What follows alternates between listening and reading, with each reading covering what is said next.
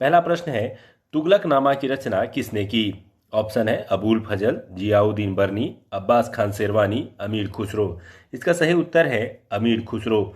अमीर खुसरो एक बहुत ही प्रसिद्ध लेखक थे जो सल्तनत काल के दौरान एक प्रमुख इतिहासकार के रूप में जाने जाते हैं। इन्होंने तुगलकनामा की रचना कर इसमें तुगलक वंश से संबंधित घटनाओं को वर्णित किया है। अमीर खुसरो वैसे लेखक थे जो 8 सुल्तानों के दरबार में रहे थे। इसके अलावा वो प्रथम मुस्लिम कवि थे जिन्होंने अपनी लेखनी के दौरान हिंदी शब्दों का खुलकर प्रयोग करना शुरू किया। यही कारण है कि अमीर खुसरो को हिंद का तोता भी कहा जाता है। आते हैं दूसरे प्रश्न की ओर। दिल्ली सल्तनत के किस शासक को गुलाम का गुलाम कहा जाता है? ऑप्शन है कुतुबुद्दीन ऐबक, इल्तुतमिश, बलबन, उपयुक्त में से कोई नहीं। तो सही उत्तर है इसका इल्तुतमिश। इल्तुतमिश को गुलामों का गुलाम इसलिए कहा जाता है कि यह कुतुबुद्दीन ऐबक का गुलाम था। इसके अलावा कुतुबुद्दीन ऐबक जो है वो मोहम्मद गोरी का गुलाम था। तो गोरी का गुलाम कुतुबुद्दीन ऐबक और जबकि ऐबक का गुलाम इल्तुतमिश। इस प्रकार से सही उत्तर जो है वो इल्तुतमिश है। इल्तुतमिश के बारे में अगर जाने तो इल्तुतमिश को गुलाम का गुलाम कहा जाता था। इसे दिल्ली सल्तनत का वास्तविक संस्थापक भी माना जाता है। इसका शासनकाल 1211 ईस्वी से लेकर के 1236 ईस्वी तक था। इल्तुतमिश ने इक्ता व्यवस्था चलाई थी। इसके अलावा उसने लाहौर से दिल्ली राजधानी स्थापित की थी। यानी सल्तनत काल में पहली बार दिल्ली को राजधानी बनाने का कार्य इल्तुतमिश के द्वारा किया गया था। तीसरा प्रश्न है, दारुल उल सफा की स्थापना किसने की थी? तो मध्यकालीन इतिहास में ये काफी प्रचलित शब्द था। ऑप्शन है फिरोज शाह तुगलक, गयासुद्दीन तुगलक, मोहम्मद बिन तुगलक, अलाउद्दीन खिलजी। इसका सही उत्तर है फिरोज शाह तुगलक। आइए जानते हैं ये दारुल उल सफा आखिर था क्या। तो दारुल उल सफा की स्थापना फिरोज शाह तुगलक ने की। यह एक राजकीय अस्पताल था जिसमें गरीब और बेबस लोगों के इलाज की मुफ्त व्यवस्था की गई थी। इसके अलावा फिरोज शाह तुगलक ने दासों के लिए भी दीवाने बंदगान बनाया था। उसके समय में दासों की संख्या 1,80,000 थी, जो सबसे ज़्यादा थी। ये प्रश्न भी कई बार एग्जाम में पूछा गया है। इसके अलावा फिरोज शाह तुगलक को कल्याणकारी शासक के रूप में जाना जाता है और मध्यकालीन इतिहास यानी सल्तनत काल का प्रथम कल्याणकारी शासक फिरोज शाह को ही माना जाता है। फिरोज शाह तुगलक ने ब्राह्मणों के ऊपर भी जजिया कर लगाया था, जो कई बार प्रश्न में पूछा गया है। चौथा प्रश्न है, फारसी यात्री अब्दुल रजाक ने किसके शासनकाल में विजयनगर की यात्रा की थी? ऑप्शन है देवराय प्रथम, देवराय द्वितीय, कृष्णदेव राय, वेंकट द्वितीय। इसका सही उत्तर है देवराय द्वितीय। विजयनगर के क्षेत्र के प्रमुख शासकों में शामिल देवराय द्वितीय के समय जो है फारस से यात्री अब्दुल रजाक जो है वो भारत आया था। अब्दुल रजाक ने यहाँ पर जो है मुख्य रूप से विजयनगर के संबंध में जो है जानकारी प्राप्त कर विजयनगर का वर्णन जो है वो सदाइन व मजमा उल बहरीन नामक अपनी यात्रा वृत्तांत में जो है वर्णन किया है। फिर से याद रखेंगे, सदाइन व मजमा उल बहरीन नामक पुस्तक में उन्होंने इसका जिक्र किया है। इसके अलावा पुर्तगाली यात्री डुआर्ट बारबोसा जो है वो कृष्णदेव राय के समय भारत आया था, जो कि कई बार प्रश्न में पूछा गया है। पांचवा प्रश्न है, शिवाजी ने किस वर्ष छत्रपति की उपाधि धारण की थी? तो शिवाजी को छत्रपति के नाम से भी जाना जाता था। ऑप्शंस हैं 1665, 1666, 1674, 1675। इसका सही उत्तर है 1674। शिवाजी द्वारा 1674 ईस्वी में अपना राज्याभिषेक कराया गया था और इस राज्याभिषेक के क्रम में उन्होंने जो है ये छत्रपति की उपाधि धारण की थी। यह राज्याभिषेक का कार्य जो है वो पंडित गंगाधर द्वारा कराया गया था, जो काशी के काफ़ी प्रसिद्ध पंडित थे। इसके अलावा शिवाजी से संबंधित 2 डेट और पूछे जाते हैं, 1627 जो उनका जन्म वर्ष था और 1680 जब उनकी मृत्यु हुई थी। इसके अलावा 1665 भी कई बार प्रश्न के रूप में पूछ लिया जाता है। आते हैं छठे प्रश्न की ओर। किस पुर्तगाली गवर्नर ने कोचीन की जगह गोवा को पुर्तगालियों की राजधानी बनाया? ऑप्शन है Francisco de Almeida, Alfonso de Albuquerque, Nuno da Cunha, उपयुक्त में से कोई नहीं। तो इसका सही उत्तर है ऑप्शन सी। पुर्तगाली गवर्नर नीना डी कुन्हा द्वारा 1530 में कोचीन की जगह गोवा को जो है पुर्तगाली जो है राजधानी के रूप में विकसित किया गया। उसी ने हुगली में पुर्तगाली बस्तियां भी बसाई थी। हालांकि गोवा को पुर्तगालियों के कब्जा में लाने का जो श्रेय जाता है वो अल्बुकर्क को जाता है, अल्फांसो डी अल्बुकर्क, जिसने 1610 ईस्वी में गोवा को जीता था। हालांकि बाद में 1510 ईस्वी में जीता था, जिसे बाद में जो है 1530 ईस्वी में जो है नीनो डी कुन्हा द्वारा जो है राजधानी के रूप में विकसित किया गया था। आते हैं 7वें प्रश्न की ओर। अंग्रेजों एवं फ्रांसीसियों के बीच पेरिस की संधि कब हुई थी? तो अंग्रेजों एवं फ्रांसीसियों के बीच जो पेरिस की संधि हुई थी, ये हुई थी, ऑप्शन है 1756, 1760, 1761, 1763। इसका सही उत्तर है ऑप्शन डी 1763। पेरिस की संधि अंग्रेजों एवं फ्रांसीसियों के बीच 1763 ईस्वी में हुई थी। इस संधि के द्वारा तृतीय कर्नाटक युद्ध का अंत हुआ था। इस संधि की शर्तों के अनुसार अंग्रेजों ने फ्रांसीसियों की भारत में जीती गई सारी फैक्ट्रियां लौटा दी, पर अब फ्रांसीसी अपने फैक्ट्रियों की किलेबंदी नहीं कर सकते थे। यानी संधि के तहत फ्रांसीसियों को उनका अधिकार तो दिया गया, लेकिन कुछ शर्तें थोप दी गई। इस प्रकार से एक तरह से फ्रांसीसियों का धीरे धीरे भारत में पतन जो है इसी के बाद से शुरू हो गया था। 8वां प्रश्न है, तत्वबोधिनी सभा की स्थापना किसके द्वारा की गई थी? ऑप्शन है राजा राम मोहन राय, केशव चंद्र सेन, देवेंद्र नाथ टैगोर, द्वारकानाथ टैगोर। इसका सही उत्तर है देवेंद्र नाथ टैगोर। क्या है ये, जानते हैं। सबसे पहले तत्वबोधिनी सभा जो थी, इसका मुख्य उद्देश्य धार्मिक विषयों पर चिंतन करना था। इसकी स्थापना जो है 1839 ईस्वी में देवेंद्र नाथ टैगोर यानी देवेंद्र नाथ ठाकुर के द्वारा की गई थी। देवेंद्र नाथ ठाकुर के नेतृत्व वाले ब्रह्म समाज का 1966 में नया नाम आदि धर्म या आदि ब्रह्म समाज पड़ गया था। आते हैं अगले प्रश्न की ओर। महात्मा गांधी और बी.आर. अम्बेडकर के मध्य पूना समझौता कब हुआ था? तो आपको पता है कि महात्मा गांधी और बी.आर. अम्बेडकर के बीच हुआ पूना पैक्ट काफी चर्चित रहा था। ऑप्शन है अगस्त 1932, सितंबर 1932, अक्टूबर 1932, नवंबर 1932। इसका सही उत्तर है सितंबर 1932। 24 सितंबर 1932 को महात्मा गांधी और दलित नेता बी.आर. अम्बेडकर के मध्य पूना समझौता हुआ था। पूना समझौते के अनुसार दलितों के लिए पृथक निर्वाचन क्षेत्र की व्यवस्था समाप्त कर दी गई थी। हालांकि जो आरक्षित सीटों की संख्या थी, उसमें प्रांतीय विधानमंडलों में सीटों की संख्या जो है वो 71 निर्धारित थी, उसे बढ़ा करके 147 कर दिया गया था। तो कई बार ये एग्जाम में पूछा जाता है कि इस पैक्ट के द्वारा आरक्षित सीटों की संख्या घटाई गई थी कि बढ़ाई गई थी? तो बढ़ाई गई थी और 71 से बढ़ा करके 147 कर दी गई थी। आते हैं 10वें प्रश्न की ओर। किस बौद्ध संगति में बौद्ध धर्म दो भागों में विभाजित हुआ था? ऑप्शन है प्रथम, द्वितीय, तृतीय, चतुर्थ। तो आपको पता है कि 4 बौद्ध संगतियां हुई थी, जिसमें सबसे प्रचलित चौथी बौद्ध संगति है, क्योंकि इसी के दौरान जो है बौद्ध धर्म 2 प्रमुख वर्गों में विभाजित हो गया था, जिसे हम लोग हीनयान एवं महायान के नाम से जानते हैं। आपको पता है कि चौथी बौद्ध संगति का आयोजन कुंडलवन कश्मीर में हुआ था और इस दौरान बौद्ध धर्म 2 भागों में विभाजित हो गया, हीनयान एवं महायान। हीनयान वैसे लोग थे जिन्होंने धर्म में किसी भी प्रकार के बदलाव को जरूरी नहीं समझा। महायान ने उसमें बदलाव की आवश्यकता महसूस की और उसमें कुछ बदलाव किए। इस संगति की अध्यक्षता वसुमित्र द्वारा की गई थी। 11वां प्रश्न है, जैन धर्म के तीसरे तीर्थंकर का प्रतीक चिन्ह क्या था? ऑप्शन है सांड, हाथी, हिरन, घोड़ा। आपको पता है कि जैन धर्म में कुल 24 तीर्थंकर हुए थे, जिसमें से पहले, दूसरे, तीसरे और 23वें और 24वें सबसे ज़्यादा प्रचलित और पूछे जाने वाले प्रश्नों में से है। आइए सही उत्तर देखते हैं। तो पहले जो तीर्थंकर थे उनका जो चिन्ह था वो बैल, दूसरे जो अजीतनाथ थे उनका हाथी, तीसरा संभवनाथ थे जिनका घोड़ा, यानी तीसरे तीर्थंकर के बारे में पूछा गया है, और जो 24वें थे वो काफ़ी प्रचलित थे जिनका सिंह जो है वो था। अब जैन धर्म के संस्थापक ऋषभ देव को माना जाता है और जो जैन धर्म के सबसे प्रचलित हुए वो थे महावीर, जो कि 24वें तीर्थंकर थे। आते हैं 12वें प्रश्न की ओर। निम्नलिखित में से कौन सा वेद कन्याओं की जन्म की निंदा करता है?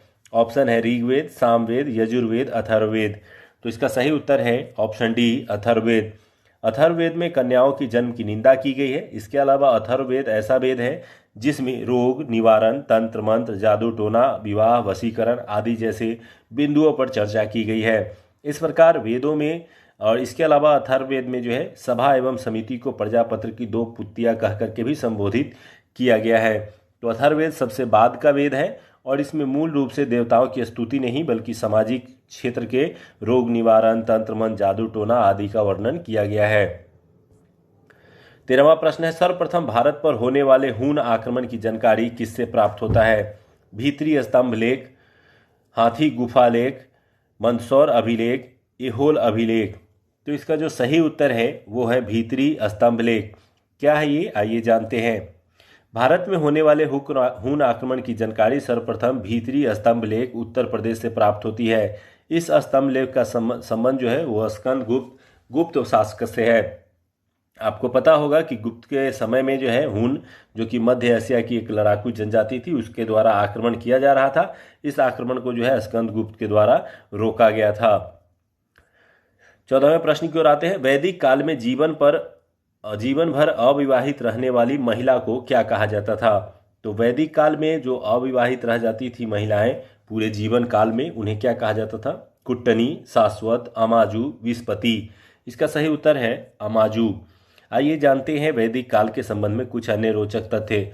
वैदिक काल जो है वो भारतीय इतिहास की दूसरी प्रमुख सभ्यता है, क्योंकि पहली जो प्रमुख सभ्यता के रूप में सिंधु घाटी सभ्यता को जाना जाता है। वैदिक काल मुख्य रूप से 1500 बीसी से प्रारंभ होकर के 600 बीसी तक चला, जिसे दो वर्गों में इसके काल को विभाजित किया गया, ऋग्वैदिक काल एवं उत्तर वैदिक काल। ऋग्वैदिक काल जो है वो 1500 से लेकर के 1000 बीसी तक चला, जबकि उत्तर वैदिक काल 1000 बीसी से लेकर के 600 बीसी के बीच रहा। इस दौरान कई दोनों की दोनों जो सभ्यताएं थी यह पूरी तरह से ग्रामीण सभ्यता थी, जहां सिंधु घाटी सभ्यता जो थी वो एक नगरीय सभ्यता थी। आते हैं 15वें प्रश्न की ओर। किस ग्रह का विशिष्ट गुण उसके चुंबकीय क्षेत्र का होना माना जाता है? ऑप्शन है मंगल, बुध, शुक्र, शनि। इसका सही उत्तर है बुध ग्रह।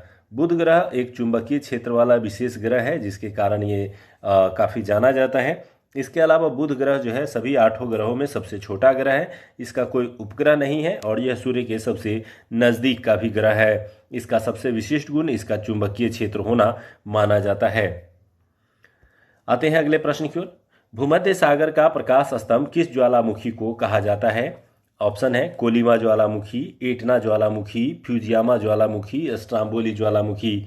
इसका सही उत्तर है स्ट्राम्बोली ज्वालामुखी। स्ट्राम्बोली ज्वालामुखी के संबंध में आपको पता होना चाहिए कि यह इटली में स्थित है और यह भूमध्य सागरीय क्षेत्र के बीच में स्थित है। इस स्ट्राम्बोली ज्वालामुखी को मुख्य रूप से यह एक सक्रिय ज्वालामुखी है, जिससे निरंतर जो है वाष्प निकलता रहता है। इसके अलावा यहाँ से आग की रोशनी भी बाहर आती रहती है।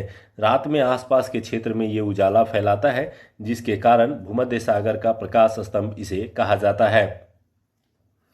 आते हैं अगले प्रश्न की ओर। निम्नलिखित में से कौन सा देश स्थलरुद्ध देश नहीं है? ऑप्शन है लाओस, कजाकिस्तान, उज्बेकिस्तान, थाईलैंड। तो आप आसानी से इसमें उत्तर का चयन कर सकते हैं। थाईलैंड के बारे में जानते होंगे कि इसके बीचेस जो है वो काफ़ी प्रसिद्ध है, और जो समुद्री क्षेत्र से सटा हुआ देश होगा वो कभी भी स्थलरुद्ध देश नहीं हो सकता है। स्थलरुद्ध देश से तात्पर्य है वैसा देश जिसके चारों तरफ के जो देश हों वो केवल स्थलीय देश हो। कोई भी जलीय देश अगर इसके किनारे पर नहीं है तो वैसा देश स्थलरुद्ध देश कहलाता है। जैसे भारत जो है यह स्थलरुद्ध देश नहीं है, क्योंकि इसके किनारे पर समुद्र है, जबकि अगर नेपाल को देखेंगे तो इसके चारों तरफ देश ही है, ये कहीं भी समुद्र से सटा हुआ नहीं है, इसलिए यह एक स्थलरुद्ध देश कहलाएगा। 18वां प्रश्न है आसवान बांध किस नदी पर स्थित है? ऑप्शन है अमेजन, नील, कांगो, लिम्पोपो। इसका सही उत्तर जो है वो है नील नदी। नील नदी पर बना हुआ आसवान बांध काफ़ी चर्चित है। यह जो है नील नदी के मध्य जो है निर्माण किया गया है इसका, और यह मिस्र में है।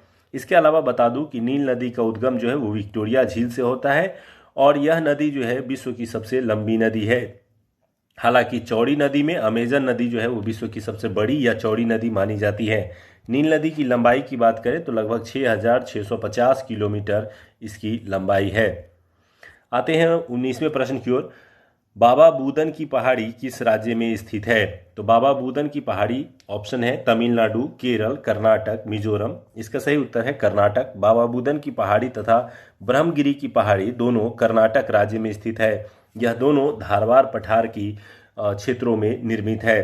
तो आपको ये मैप आप देख सकते हैं, इस मैप का ये जो हिस्सा है ये कर्नाटक राज्य का हिस्सा है, और इसी के अंतर्गत जो है ये पहाड़ी स्थित है। 20वां प्रश्न है कौन सी नदी कृष्णा की सहायक नदी नहीं है? आइए ऑप्शन देखते हैं मूसी, कोयना, दूधगंगा, जलांगी। इसका सही उत्तर जो है वो है ऑप्शन डी जो है, यानी चौथा नंबर का जो ये नदी है ये कृष्णा की सहायक नदी में शामिल नहीं है, इसलिए 1, 2, 3 इसका सही उत्तर है। आइए देखते हैं यहाँ पर कृष्णा नदी के संबंध में मैंने पिछले वीडियोज़ में ही बताया है ये कृष्णा नदी इस तरह से बह करके जो है बंगाल की खाड़ी में गिरती है, जो ब्रह्मगिरी से निकलती है। इस नदी की प्रमुख सहायक नदियों में मूसा, कोयना, दूधगंगा, पंचगंगा, घाटप्रभा आदि शामिल है। इसके अलावा जो है आप कृष्णा नदी के संबंध में मैंने पिछली वीडियोज़ में भी कई बिंदु बताए हैं, जिसे आपको ध्यान रखने की आवश्यकता है। 21वां प्रश्न है, भारत में सर्वाधिक वर्षा किस मानसून के कारण होती है? ऑप्शन है दक्षिण पश्चिम मानसून, पूर्वी मानसून, उत्तर पश्चिम मानसून, परवर्ती मानसून। तो भारत में मानसून का जो मुख्य रूप से प्रवेश जो है वो इस तरीके से होता है और इसी तरीके से ये आगे बढ़ता है। इसी कारण से इसे दक्षिण पश्चिम मानसून कहा जाता है। यह जून से प्रारंभ होकर के ये अगस्त सितंबर तक जो है चलता है। तो ऐसे में भारत में वर्षा का जो सबसे प्रमुख कारण है वो दक्षिण पश्चिम मानसून को माना जाता है। भारत में सर्वाधिक वर्षा दक्षिण पश्चिम मानसून से होता है। इसका विस्तार मुख्य रूप से जून से सितंबर तक रहता है और भारत में लगभग 74% वर्षा का कारण दक्षिण पश्चिम मानसून है। यहाँ से आप देख रहे हैं कि डेट स्टार्ट होता है 1 जून से मुख्य रूप से माना जाता है कि भारत में मानसून का प्रवेश होता है। इस प्रकार से ये मानसून बढ़ते हुए भारत में प्रवेश करता है और भारतीय क्षेत्रों में वर्षा कराता है। यह जून से स्टार्ट होकर के जुलाई तक जो है जाता है और फिर लौटने की प्रक्रिया प्रारंभ होती है। 22वां प्रश्न है, पड़ोसी देश बांग्लादेश के साथ कितने भारतीय राज्य सीमा साझा करते हैं? Option A 3, option B 4, option C 5, option D 6। इसका सही उत्तर है ऑप्शन सी 5। 5 राज्य जो हैं, यानी अब यहाँ पे मैप आप देखेंगे तो ये है बांग्लादेश का मैप और बांग्लादेश के चारों तरफ ये पीले कलर से भारतीय राज्य हैं। यहाँ पे मिजोरम, ये आपका त्रिपुरा, ये मेघालय, ये असम, यहाँ पे असम की बॉर्डर सट रही है। इसके अलावा ये पूरा का पूरा पश्चिम बंगाल सबसे ज़्यादा बॉर्डर शेयर करता है। बांग्लादेश हमारा वह पड़ोसी देश है जिसके साथ हमारा सबसे लंबी सीमा रेखा जुड़ी है। 4096 किलोमीटर लंबी सीमा रेखा हमारी बांग्लादेश के साथ सटी हुई है। बांग्लादेश के साथ सीमा जो हमारे सटे हुए राज्यों की है वो आसानी से याद कर सकते हैं, असम, मेघालय, मिजोरम, त्रिपुरा और पश्चिम बंगाल। भारत तथा चीन के मध्य मैकमोहन रेखा का निर्धारण किस वर्ष किया गया था? ऑप्शन है 1896, 1914, 1962। इसका सही उत्तर है 1914। 1914 में सर मैकमोहन के नेतृत्व में भारत और चीन की सीमा रेखा का निर्धारण किया गया था और इसी सीमा रेखा को मैकमोहन सीमा रेखा के नाम से जाना जाता है। यह मुख्य रूप से भारत के पूर्वोत्तर भाग, यहाँ पे दिख रहा है आपको कि अरुणाचल क्षेत्र का जो हिस्सा है उसी क्षेत्र में जो है चीन और भारत के बीच का जो बॉर्डर है उसे हम लोग मैकमोहन रेखा के रूप में जानते हैं। कई बार ये भी प्रश्न पूछा जाता है कि मैकमोहन रेखा जो है वो किन दो देशों के बीच स्थित है। आते हैं 24वें प्रश्न की ओर। राष्ट्रीय आय समिति का गठन किसकी अध्यक्षता में किया गया था? ऑप्शन है एम विश्वेश्वरैया, पीसी महालनोबिस, दादा भाई नौरोजी, विकास शेखावत। इसका सही उत्तर है पीसी महालनोबिस। राष्ट्रीय आय समिति का गठन 1949 में किया गया था। तो सबसे पहले तो ये ध्यान रखेंगे, इनके द्वारा ये गठित जो एक ग्रुप था इसका मुख्य कार्य था राष्ट्रीय आय का अनुमान लगाना। पीसी महालनोबिस उस समय के सबसे प्रसिद्ध जो है सांख्यिकीविद थे, जिसके कारण इन्हें अध्यक्षता सौंपी गई थी। हालांकि भारत में सबसे पहला प्रयास जो है वो दादा भाई नौरोजी के द्वारा किया गया था। 25वां प्रश्न है, मानव विकास सूचकांक के अंतर्गत निम्नलिखित में से किस विषय को सम्मिलित नहीं किया जाता है? ऑप्शन ए जनसंख्या, ऑप्शन बी शिक्षा, ऑप्शन सी प्रति व्यक्ति आय, ऑप्शन डी जीवन प्रत्याशा। तो आपको पता होना चाहिए कि मानव विकास सूचकांक को ज्ञात करने में केवल शिक्षा, प्रति व्यक्ति आय और जीवन प्रत्याशा को शामिल किया जाता है, यानी जनसंख्या वह कारक है जिसे इसमें शामिल नहीं किया जाता है। मानव विकास सूचकांक जो है वो यूएनडीपी के द्वारा जारी किया जाता है, जिसमें जीवन प्रत्याशा, शिक्षा, प्रति व्यक्ति आय आदि को सम्मिलित किया जाता है। यहाँ पर अगर आप देखेंगे तो ह्यूमन डेवलपमेंट इंडेक्स में मुख्य रूप से लॉन्ग एंड हेल्दी लाइफ, यानी यह एक प्रकार से हेल्दी लाइफ को दिखाता है। इसके अलावा डिसेंट, स्टैंडर्ड ऑफ लिविंग और एजुकेशन की क्या क्वालिटी है, इन्हीं आधारों पर तय किया जाता है किसी देश का मानव विकास सूचकांक। 26वां प्रश्न है, सामुदायिक विकास कार्यक्रम की शुरुआत किस पंचवर्षीय योजना के दौरान की गई थी? ऑप्शन है प्रथम, द्वितीय, तृतीय, चतुर्थ। इसका सही उत्तर है प्रथम पंचवर्षीय योजना। 1952 में सामुदायिक विकास कार्यक्रम को लाया गया था। यह प्रथम पंचवर्षीय योजना के अंतर्गत था, क्योंकि प्रथम पंचवर्षीय योजना 1951 से लेकर के 1956 तक था। प्रथम पंचवर्षीय योजना के अंतर्गत जो है सामुदायिक विकास कार्यक्रम के तहत मुख्य रूप से समुदायों के विकास को प्राथमिकता दी गई थी। जिसमें सामुदायिक क्षेत्र के सभी वर्गों का विकास करना था। हालांकि यह पूरी तरह सफल नहीं हो सका, जिसके बाद कार्यक्रम में विविधता लाई गई और पंचवर्षीय योजनाओं में कुछ अन्य कार्यक्रमों को जोड़ा गया। 27वां प्रश्न है, आर्थिक दृष्टिकोण से विनिर्माण तथा बिजली निर्माण किस क्षेत्र के अंतर्गत आते हैं? ऑप्शन है प्राथमिक क्षेत्र, द्वितीयक क्षेत्र, तृतीयक क्षेत्र, चौथा ए बी दोनों। इसका सही उत्तर है विनिर्माण एवं बिजली द्वितीयक क्षेत्र के अंतर्गत आते हैं। इस मैप को अगर आप देखेंगे तो यहाँ पर आसानी से आप समझ पाएंगे कि प्राइमरी सेक्टर में मुख्य रूप से कृषि कार्य, द्वितीयक क्षेत्र में उद्योग से संबंधित कार्य और तृतीयक क्षेत्र में मुख्य रूप से सेवा से संबंधित कार्य शामिल होते हैं। इस प्रकार से आप इसे पढ़ लें और बहुत ही आसान है, इसे याद रखना। 28वां प्रश्न है, मानव शरीर का सबसे बड़ा अंग कौन सा होता है? ऑप्शन है गुर्दा, यकृत, हृदय, मस्तिष्क। यहाँ पर आपको दिमाग में आ रहा होगा कि त्वचा सबसे बड़ा मानव शरीर का अंग होता है, लेकिन वो इसमें ऑप्शन में नहीं है। ऐसे त्वचा जो है वो बाहरी अंगों में सबसे बड़ा होता है। यदि आंतरिक अंगों की बात करें तो यकृत जो होता है वो सबसे बड़ा अंग माना जाता है। मानव शरीर का सबसे बड़ा आंतरिक अंग यकृत यानी लीवर होता है। यह शरीर की सबसे बड़ी ग्रंथि भी होती है। लीवर का वजन लगभग 1.5 kg तक होता है, जबकि यह जो है 15 से 22 सेंटीमीटर लंबा हो सकता है। 29वां प्रश्न है, 1.5 ओम के प्रतिरोध वाले परिपथ पर 150 वोल्ट लगाया जाता है तो प्रतिरोध द्वारा खर्च कुल शक्ति कितनी होगी? ऑप्शन है 7500 वाट, 6000 वाट, 10,000 वाट, 15,000 वाट। इसका सही उत्तर है 15,000 वाट। यह एक मैथमेटिकल प्रश्न है, इसे आप निश्चित रूप से इस परिभाषा के थ्रू बना सकते हैं और इसका सही उत्तर होगा 15,000 वाट। आते हैं 30वां प्रश्न, पानी की बूंदों का तैलीय पृष्ठ पर न चिपकने का क्या कारण होता है? तो जब किसी तेलीय पृष्ठ पर पानी की बूंदों को गिराया जाता है तो बूंद अपने आप में गोले आकार में रह जाते हैं और उस पृष्ठ पर नहीं चिपकते हैं। इसका क्या कारण होता है? ऑप्शन है पृष्ठ तनाव, ससंजक बल, आसंजक बल, उपयुक्त में से कोई नहीं। इसका सही उत्तर है आसंजक बल। क्यों है ये, आइए समझते हैं। जब तैलीय पृष्ठ पर कहीं पे किसी पानी की बूंद को गिराते हैं तो दोनों वस्तुओं के अपने जो बल होते हैं वो ज़्यादा हेवी होते हैं, जिसके कारण ये एक दूसरे को चिपकने से रोकते हैं। उस बल को हम लोग आसंजक बल कहते हैं। और जब आसानी से एक वस्तु दूसरे में सम्मिलित हो जाते हैं वहाँ ससंजक बल अधिक प्रभावी होते हैं। आते हैं 31वें प्रश्न की ओर, तुल्यकारी उपग्रह के परिक्रमा की अवधि कितनी होती है? तुल्यकारी उपग्रह यानी जो पृथ्वी से छोड़े गए जो उपग्रह होते हैं, जो तुल्यकारी उपग्रह के रूप में पृथ्वी के साथ साथ परिक्रमा करते हैं, उसकी अवधि क्या होती है? ऑप्शन 24 घंटा, 36 घंटा, 30 दिन, 365 दिन। इसका सही उत्तर है 24 घंटा। अब आइए इसको समझते हैं आसानी से। तुल्यकारी उपग्रहों को लगभग 35,786 यानी 36,000 किलोमीटर के आसपास में छोड़ा जाता है। इतनी ऊंचाई पर पृथ्वी की जो परिक्रमण गति होती है उसके साथ आसानी से उपग्रहों को फिक्स किया जा सकता है और इनका परिक्रमण अवधि 24 घंटे का हो जाएगा। आइए इस फिगर के द्वारा इसे हम लोग समझते हैं। यह पृथ्वी है और यह उपग्रह जो है वो 36,000 किलोमीटर पर छोड़ा गया है, जो इसके साथ साथ घूर्णन कर रहा है। जैसे जैसे पृथ्वी घूमेगा वैसे वैसे ये घूर्णन करेगा। ऐसा क्यों किया जाता है, आइए इसको भी समझते हैं। जब यह उपग्रह भारत के सामने पृथ्वी पर छोड़ दिया जाता है ऊपर में, तो वह भारत के सामने ही 24 घंटे घूमता रहेगा, जिससे आसानी से वह भारत पर नज़र रख सकता है और सैटेलाइट 24 घंटे भारत के साथ संपर्कित रहेगा। अन्यथा अगर इसकी घूर्णन और पृथ्वी की घूर्णन अलग अलग होगी तो कोई भी सैटेलाइट परमानेंट जो है वो पृथ्वी के साथ संतुलन स्थापित यानी उस देश के साथ संतुलन स्थापित नहीं कर सकेगा। आते हैं 32वें प्रश्न की ओर। पेंडुलम को चंद्रमा पर ले जाने पर उसके आवर्तकाल पर क्या प्रभाव पड़ता है? ऑप्शन है घटेगा, बढ़ेगा, शून्य, उपयुक्त में से कोई नहीं।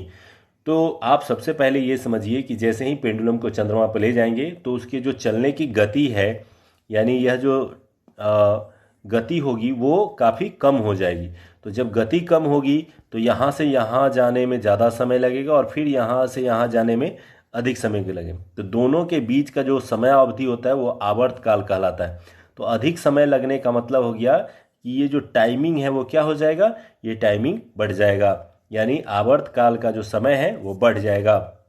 ये मुख्य रूप से चंद्रमा पर गुरुत्वाकर्षण का बल कम होने के कारण होता है। आते हैं 33वें प्रश्न की ओर। एक्स किरणें किस प्रकार की तरंग है? अनुप्रस्थ, अनुदैर्घ्य, विद्युत चुंबकीय, उपयुक्त में से कोई नहीं।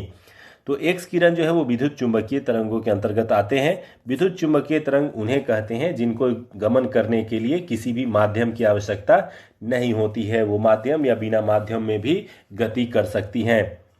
तो इस प्रकार से जो एक्स किरणें होती हैं वो मुख्य रूप से विद्युत चुंबकीय तरंगों के उदाहरण हैं। आते हैं 34वें प्रश्न की ओर। निम्नलिखित में से कौन एक निष्क्रिय गैस का उदाहरण है? ऑप्शन है नाइट्रोजन, आर्गन, हाइड्रोजन, ऑक्सीजन। तो इसका सही उत्तर जो है वो है आर्गन। और कौन कौन से अक्रिय या निष्क्रिय गैस के अंतर्गत आते हैं? तो हीलियम, नियॉन, आर्गन, क्रिप्टॉन, जेनन और रेडन, ये जो है 6 मुख्य रूप से अक्रिय गैसों के रूप में शामिल किए जाते हैं। क्या होते हैं ये जानते हैं। अक्रिय गैस वे गैस हैं जो समांतर रासायनिक अभिक्रिया में भाग नहीं लेते हैं, अर्थात ये अधिकांश तत्वों एवं पदार्थों से क्रिया नहीं करते हैं। वैसे तत्वों को ही हम लोग अक्रिय गैसों के रूप में शामिल करते हैं। आते हैं 35वें प्रश्न की ओर। आतिशबाजी में हरा रंग किसके कारण दिखाई पड़ता है? तो जब आतिशबाजी या पटाखे उड़ाए जाते हैं तो ग्रीन कलर की रोशनी किसके कारण दिखाई पड़ती है? स्ट्रांसियम, सोडियम, बोरियम, इनमें से कोई नहीं। तो इसका जो सही उत्तर है वो है बेरियम। बेरियम के कारण ही मुख्य रूप से जो है पटाखों का कलर जो है वो रंगीन यानी ग्रीन कलर का हो जाता है।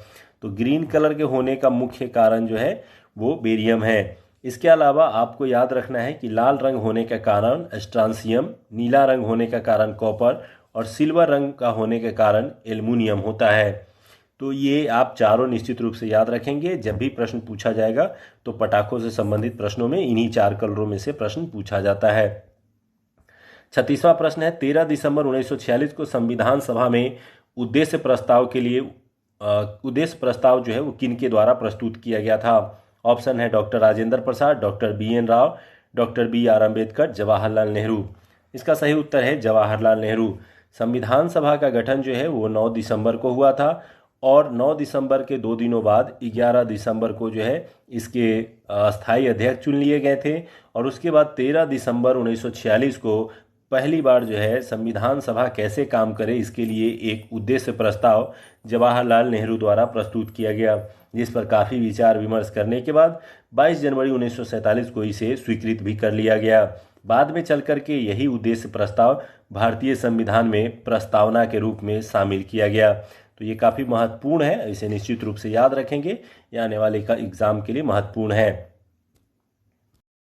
37वां प्रश्न, भारतीय संविधान में राज्यसभा के सदस्यों की निर्वाचन प्रक्रिया किस देश के संविधान से ग्रहित की गई है?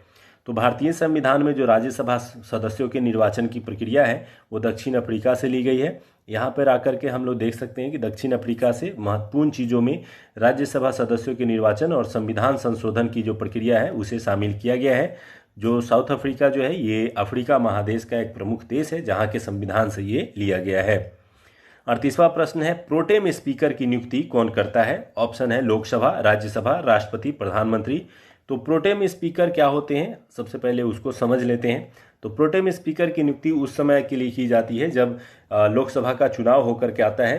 तो एक सीमित समय के लिए जब मुख्य रूप से सदस्यों को शपथ दिलाना है या नए स्पीकर का चुनाव करना है, उस दौरान के लिए एक शॉर्ट टर्म के लिए प्रोटेम स्पीकर की नियुक्ति जो है वो राष्ट्रपति के द्वारा की जाती है। और फिर जब ये प्रोटेम स्पीकर जब नए स्पीकर का चुनाव हो जाता है विधिवत रूप से तो उनको हटा दिया जाता है। ये प्रोटेम स्पीकर वो होते हैं जो मुख्य रूप से वरिष्ठ सदस्य होते हैं लोकसभा के, उन्हें ही चुना जाता है। यह प्रेसिडेंट के द्वारा चुना जाता है। आते हैं 39वें प्रश्न की ओर। निम्न में से कौन सा कोशिकांग जंतु कोशिका में नहीं पाया जाता है? तारककाय, गोल्जी काय, रसधानी, लाइसोसोम। तो आपको पता है कि ह्यूमन कोशिका और पादप कोशिका जो होते हैं पादप कोशिका और जंतु कोशिका जो होते हैं उसमें काफ़ी डिफरेंस होता है। तो कौन सा जंतु कोशिका में नहीं पाया जाता है, यानी पादप कोशिका में होता है बट जंतु कोशिका में नहीं होता है? तो इसका सही उत्तर है रसधानी। रसधानी वास्तव में पादप कोशिकाओं में ही केवल पाया जाएगा। इसका कारण है कि इसमें जल, खनिज, लवण, कार्बोहाइड्रेट आदि होते हैं जो कि पादप कोशिकाओं के लिए उपयुक्त होते हैं। ये जंतु कोशिकाओं में पाया नहीं जाता है। इसके अलावा आप पढ़े होंगे कि सेल मेम्ब्रेन और सेल वाल जो होते हैं वो भी एक बहुत बड़ा डिफरेंस होते हैं। जंतु कोशिकाओं में सेल मेम्ब्रेन जबकि पादप कोशिकाओं में सेल वाल पाया जाता है। 40वां प्रश्न है कौन सा एंजाइम वसा को वसीय अम्ल को ग्लिसरॉल में परिवर्तित कर देता है? एमाइलेम, ट्रिप्सिन, पेप्सिन, लाइपेज। इसका सही उत्तर है लाइपेज। लाइपेज जो है वो वास्तव में एंजाइम वसा को वसीय अम्ल और ग्लिसरॉल में परिवर्तित कर देता है। तो यहाँ पर देख सकते हैं कि ये फैट है जो दोनों के संयुक्त रूप से रहता है। जब ये लिप्सम का प्रयोग होता है, लाइपेज का प्रयोग होता है, तो लाइपेज जो है ये ग्लिसरॉल को अलग कर देता है और फैटी एसिड को अलग कर देता है, यानी वसीय अम्ल को ग्लिसरॉल से परिवर्तित करते हुए अलग कर देता है। ये किसके द्वारा किया जाता है? तो लाइपेज के माध्यम से होता है। 41वां प्रश्न है, कॉकरोच में हृदय प्रकोष्ठों की संख्या क्या होती है?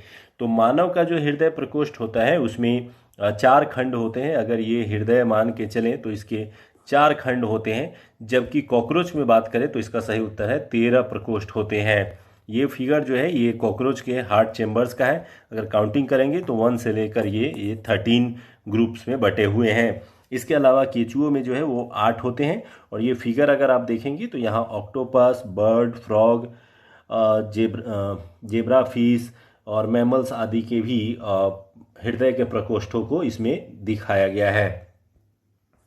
आते हैं 42वें प्रश्न की ओर। भारत के नियंत्रक एवं महालेखा परीक्षक से संबंधित उपबंधों का वर्णन संविधान के किस भाग में किया गया है? ऑप्शन है भाग 4, भाग 5, भाग 6, भाग 7। इसका सही उत्तर है भाग 5। आपको पता होगा कि भाग 5 जो है यह मुख्य रूप से संघ व्यवस्था को दर्शाता है और संघ व्यवस्था के अंतर्गत ही अनुच्छेद 148 से 151 तक के बीच में नियंत्रक महालेखा परीक्षक अर्थात कैग का वर्णन किया गया है। तो ये जो नियंत्रक महालेखा परीक्षक है ये वास्तव में dedicated to truth in the public interest के रूप में जो है काम करता है। तो यानी एक बहुत ही महत्वपूर्ण संस्था है ये, और इसका वर्णन भारतीय अनुच्छेद 148 से 151 में है। 43वां प्रश्न है, पंचायत चुनाव में निर्वाचित होने के लिए न्यूनतम आयु कितनी निर्धारित की गई है? यानी यदि आप पंचायत चुनाव में शामिल होना चाहते हैं, खड़े होने चाहते हैं एक उम्मीदवार के तौर पे, तो आपकी आयु क्या होनी चाहिए? ऑप्शन है 18 वर्ष, 21 वर्ष, 25 वर्ष, 30 वर्ष। इसका सही उत्तर है 21 वर्ष। पंचायत चुनाव के लिए यह आयु काफ़ी कम रखी गई है क्योंकि इसमें युवा उम्मीदवार शामिल हो सके। हालांकि यही जब विधानसभा के चुनाव होते हैं तो मिनिमम 25 वर्ष आयु की गई है। इसके अलावा आपको ये याद रखना है कि पंचायत चुनाव का जो कार्यकाल होता है वो 5 वर्षों का होता है, जबकि वोटर्स वही होते हैं जो 18 वर्ष से अधिक के होते हैं। आते हैं 44वें प्रश्न की ओर। प्रथम राजभाषा आयोग का गठन किस वर्ष किया गया था? ऑप्शन है 1949, 1951, 1955, 1961। इसका सही उत्तर है 1955।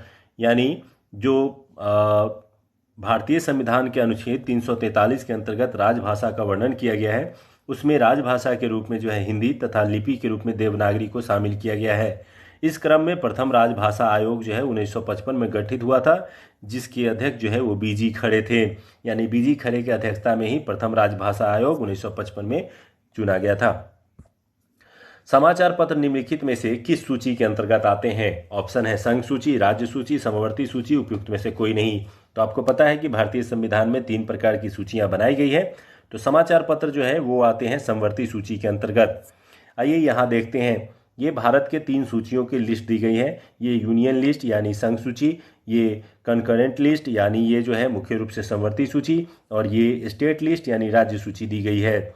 अब इसमें याद करेंगे तो यूनियन लिस्ट में जो है defence, banking, currency, foreign policy, communication यानी संचार आदि शामिल है। जबकि समवर्ती सूची में बात करें तो education, forest, trade, marriage, adoption एवं सक्सेशन जैसे मुद्दों को रखा गया है। स्टेट लिस्ट में बात करें तो पुलिस, ट्रेड, एग्रीकल्चर, इरिगेशन आदि प्रमुख विषयों को रखा गया है। तो यानी ये बांटा गया है। तो ये कई बार ये जो पॉइंट है ये महत्वपूर्ण है, इनसे जोड़ करके प्रश्न पूछा जाता है, इसलिए इसे जरूर याद रखेंगे, आने वाले एग्जाम में आपको काम आ सकता है।